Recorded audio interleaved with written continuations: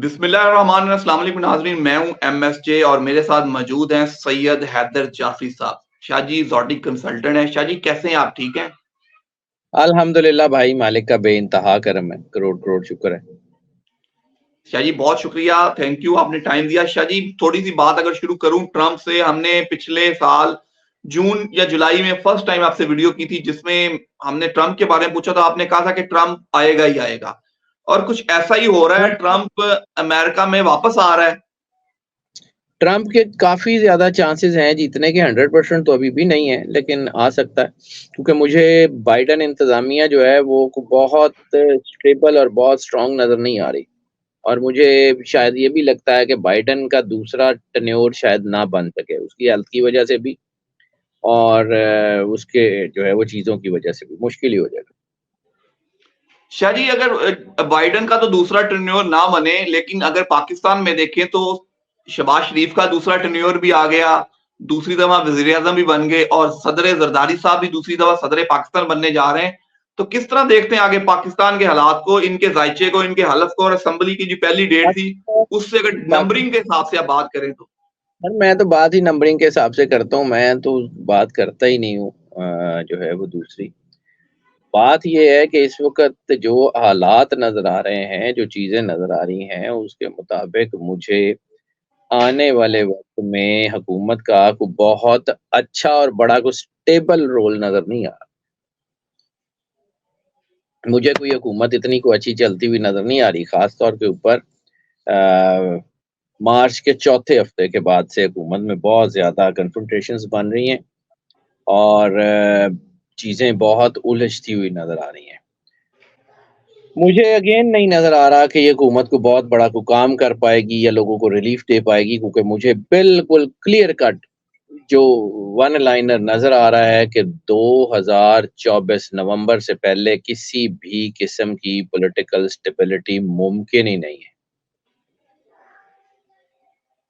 और मार्च 2026 से पहले किसी भी तरह की कोई इकोनॉमिक स्टेबिलिटी भी मुमकिन नहीं है। तो अभी महँगाई भी बढ़ेगी, अभी कन्फ्रंटेशंस भी बढ़ेंगी, अभी चीज़ें भी बढ़ेंगी, अभी हालात किसी अच्छी तरफ नहीं जाते हुए नज़र आ रहे सर। शाह जी हालात अच्छी तरफ जाते हुए नजर नहीं आ रहे। नंबरिंग की बात करें, मरियम नवाज के नंबर और पंजाब के नंबर क्या मैच करते हैं? मरियम पंजाब को लेके चल पाएंगी? सर, मुझे नहीं लगता कि मरियम का जो है वो कोई स्टेबल टेन्योर होगा। हालात ख़राब होने जा रहे हैं, हालात थोड़े से ख़राब नहीं होने जा रहे हैं, हालात काफ़ी ख़राब होने जा रहे हैं। तो इंशाअल्लाह ताला वक़्त आएगा, वक़्त अपना फ़ैसला खुद करता है, God has his own plans, Allah will never leave the people alone. देखिए, सीधी-सी बात है, मैं ज़िंदगी में मैंने नंबर्स को पढ़ा है और एनर्जी पैटर्न्स को पढ़ा है। कभी भी ये नहीं होता कि अल्लाह मज़लूमों की आवाज़ जो है वो ना बने। कभी भी ये नहीं होता कि अल्लाह जो है वो ज़ालिमों की रस्सी इतनी दराज़ कर दे कि वो मज़लूमों को बिल्कुल चीर-फाड़ के खा जाएँ, ऐसा नहीं होता।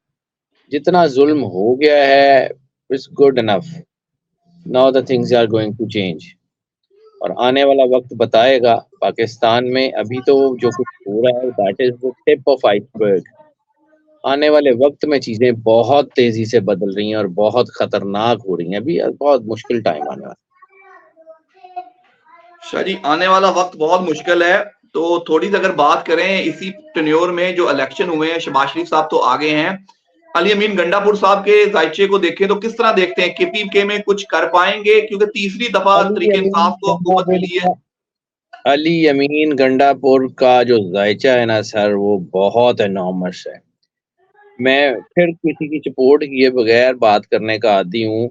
अली अमीन गंडापुर केपीके की तारीख का सबसे कामयाब सीएम बनने जा रहा है। हाँ जी, बड़ी बड़ी पेशेंगोई की है आपने, इससे पहले ही बड़ी-बड़ी पेशेंगोइयाँ की हैं। तो अली अमीन गंडापुर को आपने कहा कि केपीके का कामयाब तरीन सीएम बनने जा रहे हैं, तो मतलब अवाम की मोहब्बतें बढ़ जाएँगी। केपीके की तारीख का सबसे कामयाब सीएम बनने जा रहा है। द टाइम विल टेल, कुछ थोड़ा-सा टाइम, और उसको टाइम मिल जाना है। मुझे लगता है कि ही वुड बी स्टैंडिंग, और आईके जो है वो मैं बड़े बार-बार आपको कहता हूँ कि आईके इज़ कमिंग। आईके की पावर को अंडर एस्टिमेट नहीं कर सकते। आईके के साथ स्पेशल पावर्स हैं, आईके के साथ बहुत कुछ है and under the flagship of IK Pakistan ने बहुत तरक्की करनी है सर, बहुत ज़्यादा। शाह जी, आपने आईके की बात कर ली तो मैं आईके से करता हूं। जब से हम वीडियो कर रहे हैं और आईके जेल में है, आप उस दिन से आज के दिन तक यही कह रहे हैं कि आईके के साथ बहुत खुदा की ताकत है, कोई रूहानी दुआएं हैं, उनका जो जायचा है बहुत मजबूत है। बड़े स्टॉलर सर जरा है जिन्होंने पेशन गोइयां चेंज भी की, बदली, लेकिन आज अभी तक आप अपनी पेशन गोई के साथ कायम है कि एक सर के वापस आ रहा है। सर माजरत आपकी बात काटी, लेकिन मेरी मर्जी से चीज़ें बदलती नहीं हैं। मेरे सोचने से या ग्राउंड रियलिटी से चीज़ें नहीं बदलती। एनर्जी पैटर्न्स अल्लाह के अमर का नाम है। एनर्जी पैटर्न्स अल्लाह की विल का नाम है। एनर्जी पैटर्न्स किसी के पाबंद नहीं होते। एनर्जी पैटर्न किसी को जवाबदेह नहीं होते। इस वक़्त जो सिचुएशंस हैं, उसके मुताबिक आईके का ज़ायचा, ख़ैर मैंने आपसे पहले भी एक दफ़ा अर्ज़ किया था कि मेरी ज़िंदगी के जो अहम तरीन या मुश्किल तरीन ज़ायचे हैं, उसमें एक आईके का ज़ायचा है। आईके के ज़ायचे में 2 ऐसी चीज़ें हैं जो दुनिया में शायद किसी और के ज़ायचे में नहीं होंगी, या अगर होंगी तो बहुत रेयर होंगी। मेरी नज़र से ऐसा ज़ायचा आईके के अलावा कोई नहीं गुज़रा। एक, कि इस किसी एक बंदे के ज़ायचे में इतनी बड़ी लाइफ़ थ्रेट हो और वो अपने पैरों पे खड़ा हो, ये भी रेयर है। और एक बंदे के साथ इतनी बड़ी स्पिरिचुअल सपोर्ट हो और वो दुनिया में मुश्किलात में फँसा हुआ हो, ये भी रेयर है। ये दोनों आईके के साथ है। और आईके और उसकी पार्टी बहुत बड़ा डेंट डालने जा रहे हैं, बहुत बड़ा डेंट डालने जा रहे हैं। और मुझे लगता है कि ये सारा मामला खैर के साथ ख़त्म होगा। हाँ, टाइम लगेगा। अभी चीज़ें बहुत तेज़ी से बदलनी है, अभी आपने महँगाई देखी नहीं है, अभी आपने बिल आते हुए अभी तक नहीं देखे। अब आएँगे और मुझे लगता है कि कौम की जो चीखें हैं ना, वो आसमान तक जाएँगी। शाह जी, आईके तो वापस आ रहा है। आपने कहा कि उनका जायचा भी बहुत मजबूत है। अगर बात करूं आसफ जरदारी साहब की, सदर पाकिस्तान बनने जा रहे हैं, और दूसरी तरफ महमूद खान अचकजई साहब, किस तरह देखते हैं दोनों को? किस तरह पलड़े में तोड़ते हैं? क्या नंबर कहते हैं? ज़रदारी साहब का ज़ायचा, मैंने आपको बहुत दफ़ा कहा कि मुझे ज़रदारी साहब का ज़ायचा बहुत स्ट्रॉन्ग होता हुआ नज़र आ रहा है। मैंने बार-बार आपको पीपल्स पार्टी के हवाले से कि पीपल्स पार्टी बड़ा डेंट डालेगी, पीपल्स पार्टी बड़े ओहदे पे आएगी, पीपल्स पार्टी स्ट्रॉन्ग होने जा रही है, पीपल्स पार्टी जो है वो definitely they are doing very good. तो आने वाला वक़्त बताएगा, चीज़ें तो बहुत अच्छी तरफ।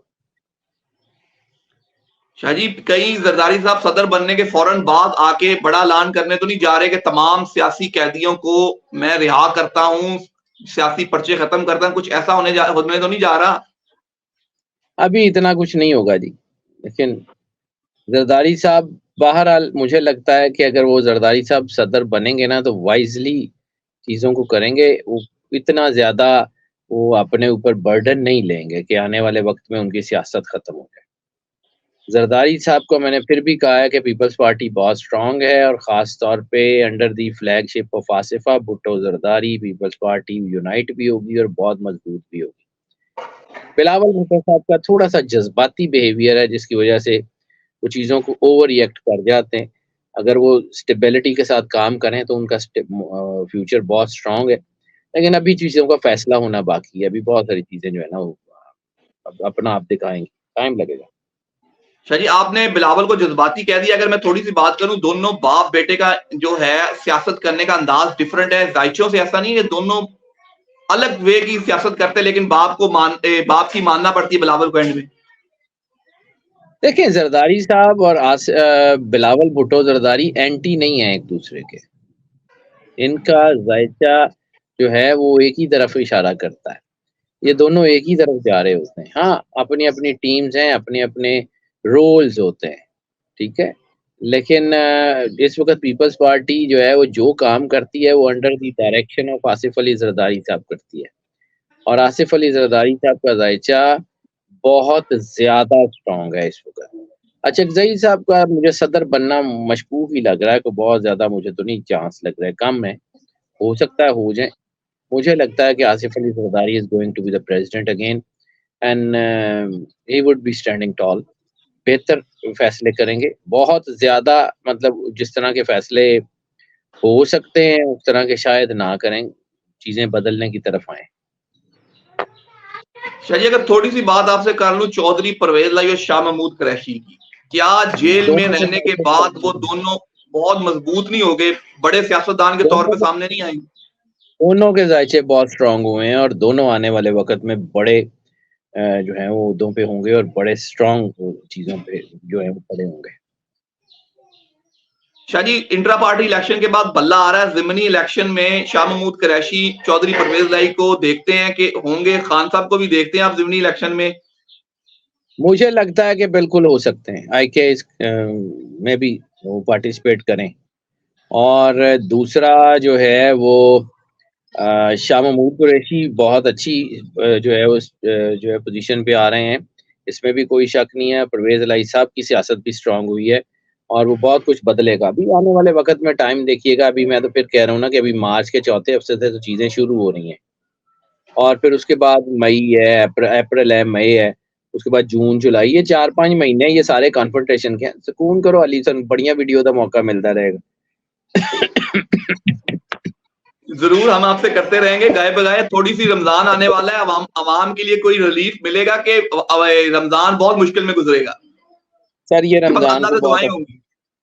सर ये वाला रमज़ान कोई बहुत अच्छा रमज़ान नहीं होने जा रहा और मुझे लगता है कि अल्लाह की तरफ से कोई ना कोई ऐसी चीज़ भी हो सकती है जो उलझाव पैदा कर दे। अल्लाह की तरफ से कोई ऐसी गेम हो सकती है जिसकी वज़ह से बड़े-बड़ों की टाँगें जो है ना वो सिर्फ़ काँपे ना, टाँगें जो है ना वो बस जवाब दे जाएँ। मुझे लग रहा है। इसके चांसेस बिल्कुल नज़र आ रहे हैं and I can not deny it. Shah ji, बहुत शुक्रिया। एंड पे कोई मैसेज हो तो ज़रूर शेयर कीजिएगा। सर मैसेज सिर्फ़ इतना है कि पाक रसूल अल्लाह सल्लल्लाहु अलैहि वसल्लम और उनके घर से वफ़ादारी कायनात की सबसे बड़ी ताकत है। उससे अगर आप हटते हैं तो कुछ नहीं बचता। उसके ऊपर काम करें, उसी को अपने ज़िंदगी का नस्ल-ए-ऐन बनाएँ, रिसालत मआब सरकार ख़त्मी मर्तबा सरवर अंबिया की औलाद से मोहब्बत करें, दीन दुनिया बेहतर हो जाएगी। अपने किरदार की हिफाज़त करनी बहुत ज़रूरी है, बाकी सारा कुछ तो ऑटोमैटिकली हो जाता है। Shah ji, thank you so much. मुझे और सैयद हैदर जाफ़ी साहब को दीजिए इजाज़त। अल्लाह हाफ़िज़। अल्लाह हाफ़िज़।